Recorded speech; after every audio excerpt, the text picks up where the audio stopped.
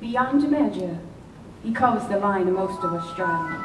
That shady, shady gray area designated for fools and babies.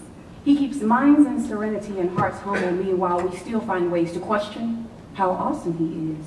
Usually by dwelling on what we've lost instead of celebrating that which we still have, yes.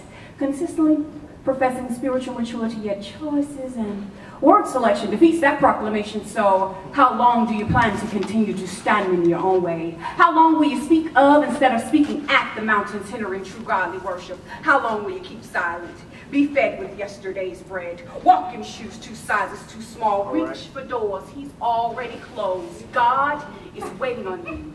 Right where you left him. You remember? He's in that room you never should have entered. He's in those words you never should have uttered, but you did. And yet, all God wants is for you to acknowledge your error and accept forgiveness because he's present help, a present God. He opens new doors daily and his word is valid for today. But if you're still holding on to regret, bitterness, living in isolation, rationalizing things that are not of God or comparing what you have to what others have, he cannot help you until you come into the now. Right now, all sufficient. He knows what we need before we know what we need. He actually wants you to move out of his way so he can kick down your doors of complacency and traditional buffoonery, obstructing his true spiritual plan. See, the God of this age would have you to think that everything you're doing right now is okay.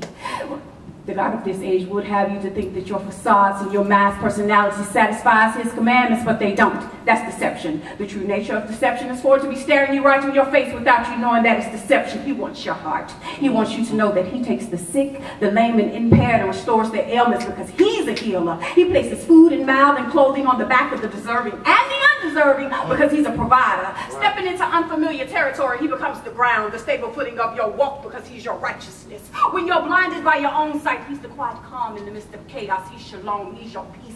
Before you knew you, he knew you. He set you up to set you apart. Why? Because he's a sanctifier. He longs for you to seek him. He wants you to get over what you're used to doing and get hungry like the woman with the issue of the blood and come after him.